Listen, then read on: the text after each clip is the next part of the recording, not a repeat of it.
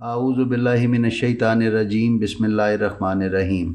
नाज़रीन व सामईन अस्सलामु अलैकुम। उम्मीद है आप खैरियत से होंगे और हमारी वीडियोस से मुस्तफ़ीद हो रहे होंगे। नाज़रीन, करबला के कैदियों का एक मंजिल से दूसरी मंजिल तक का सफ़र आपने मुलाहिज़ा फरमाया और किताबों में दस्तयाब शुदा तफसीलात से हमने आपको आगाह किया। अब ये मुक़द्दस काफ़िला जिसको यजीदी जुल्म करते हुए कई हफ्ते पहले कूफा से लेकर निकले थे, शाम में दाखिल हुआ ही चाहता है। अपनी पिछली वीडियो में हमने आपको हिरान की मंजिल तक के वाक़यात बयान किए थे। हिरान के बाद दमिश्क तक चंद छोटी छोटी मनाजिल रास्ते में आईं जिनको हम इस वीडियो में बयान करेंगे। तो आइए चलते हैं अपनी आज की वीडियो की तरफ। नाज़रीन, जिस ज़माने में वाक़या करबला हुआ उस वक्त और आज के जुग्राफिये में काफ़ी फ़र्क आ गया है। ममालिक की सरहदें फैलती और सिकुड़ती रहती हैं। हम आपको अब तक असीरान आले मोहम्मद के कारवान की हर मंजिल और उसके मोहल्ले वकूअ के बारे में तफसील से बताते आए हैं। हर पोस्ट में नई और पुरानी जुग्राफियाई तब्दीलियों से भी किसी हद तक आगाह करते रहे हैं। अब तक असीरान करबला का कारवान लबनान की सरजमीन पर सफ़र कर रहा था। मौजूदा जुग्राफिये को मद्देनज़र रखा जाए तो अस्कलान से दमिश्क तक काफ़ी फासला है और आज भी अगर तेज़ रफ्तार सवारी से दमिश्क से अस्कलान जाया जाए तो तकरीबन 4 घंटे का सफ़र करना पड़ता है। हिरान के बाद ये काफ़िला अस्कलान दाखिल हुआ और अस्कलान से निकलने के बाद काफ़िले को दमिश्क की तरफ ले जाने का सफ़र शुरू हुआ। मौर्रिखीन ने अस्कलान से दमिश्क के दरमियान जिन मनाजिल का ज़िक्र किया है उन मनाजिल पर आले मोहम्मद सलामुल्लाह अलैहिम के हवाले से कोई काबिल ज़िक्र वाक़या रकम नहीं हुआ। लिहाजा अस्कलान के बाद की मंजिलों मरजीन, मयार फारकैन, शब्दीज़ और जौसिया या हौसिया का तज़किरा या तो कुछ मौर्रिखीन छोड़ गए या फिर सरसरी तौर पर ज़िक्र करते हुए आगे के हालात रकम कर गए।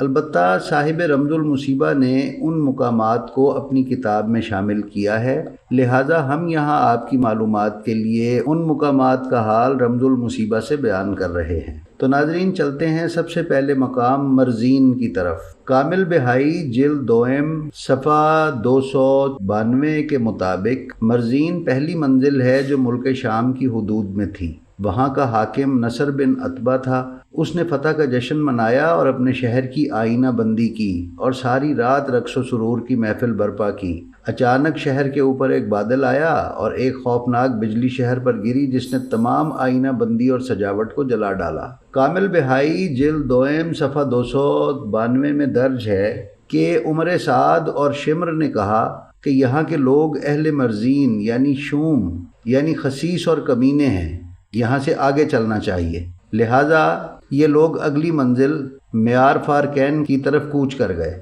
आइए नाजरीन, देखते हैं कि मयार फारकैन कौन सी मंजिल है और यहाँ पे क्या हुआ। मुताला से अंदाज़ा होता है कि मयार फारकैन के लोग अमीर कबीर थे। शहर के कई दरवाजे थे जो कि उन रईसों और मुअज़्ज़िज़ीन के नाम पर थे। उन बेगैरतों ने शहर को खूब सजा रखा था। जब शिमर असीरान करबला सलामुल्लाह अलैहिम को लेकर शहर के बाहर पहुंचा तो उन रईसों में झगड़ा हो गया कि असीरान उनके दरवाजे से गुजरे, यानी उसके नाम के दरवाजे से गुजरे। नौबत यहाँ तक पहुंची कि कत्लो गारत गरी होना शुरू हो गई और तरफैन के हज़ारों लोग कत्ल हो गए। शिमर और उसके गुमाश्ते उस शहर में 10 दिन तक क़याम पजीर रहे। साहिब रियाजुल कुद्स फरमाते हैं कि मियाँ एक औरत का नाम था और फारकैन इस शहर का नाम था। इसी औरत के नाम पर इस शहर को मियाँ फारकैन कहा जाता है या मयार फारकैन कहा जाता है। आइए नाजरीन, अगली मंजिल शब्दीज़ का हाल भी कुछ देखते हैं कि वहाँ क्या हुआ। कामिल बिहाई जिल्द दोएम में दर्ज है कि ये कूफी यानी शिमर और उसके साथी जब असीरान करबला सलामुल्लाह अलैहिम को लेकर शब्दीज़ के नज़दीक पहुँचे तो उनको इल्म हुआ कि शहर के लोगों ने ये मंसूबा बनाया है कि ना तो लश्करियों को खाना देंगे और ना ही जानवरों को चारा दिया जाएगा, ना कोई उनका एहतराम करेगा और ज़रूरत पड़ी तो शिमर के लश्कर का कत्ल भी करेंगे। इस मंसूबे का इल्म होने के बाद शिमर ने उस शहर में दाखिले का ख्याल छोड़ा और उस शहर को छोड़ के आगे रवाना हो गया। मंजिल जौसिया या इसे हौसिया भी कहा जाता है। साहिब तज़किरतुश शुहदा ने तहरीर किया है कि हाकिम जौसिया को जब इल्म हुआ कि शिमर और उसके साथी आले मोहम्मद सलामुल्लाह अलैहिम को कैद और शहीद करके अपने हमरा ला रहे हैं تو اس نے 4000 کا ایک لشکر ترتیب دیا اور مقابلے کے لیے تیار ہو گیا۔ شمر کو علم ہوا تو وہ یہاں بھی نہ ٹھہرا اور راستہ تبدیل کر کے بحیرہ کے راستے دمشق پہنچا۔ ناظرین، دمشق سے کئی میل پہلے سے ہی شمر نے یزید کو قاصد روانہ کیا اور اپنے آنے کا پیغام دیا۔ یزید نے حکم دیا کہ اسیران آل محمد سلام اللہ علیہم کو شہر سے 4 کوس باہر ہی روکا جائے۔ پھر اس نے دمشق کو سجانے کا حکم دیا اور کہا کہ جس دن قیدی شہر میں لائے جائیں اس دن کو سرکاری طور پر یوم عید قرار دیا جائے، شہر میں جشن اور خوشیاں منائی جائیں۔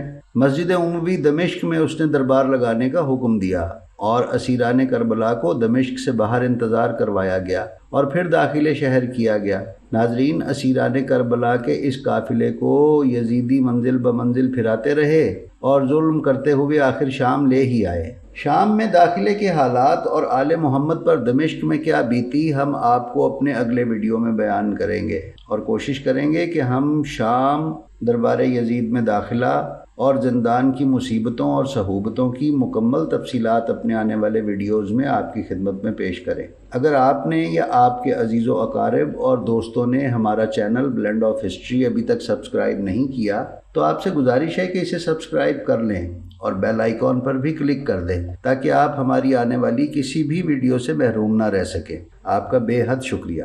السلام علیکم۔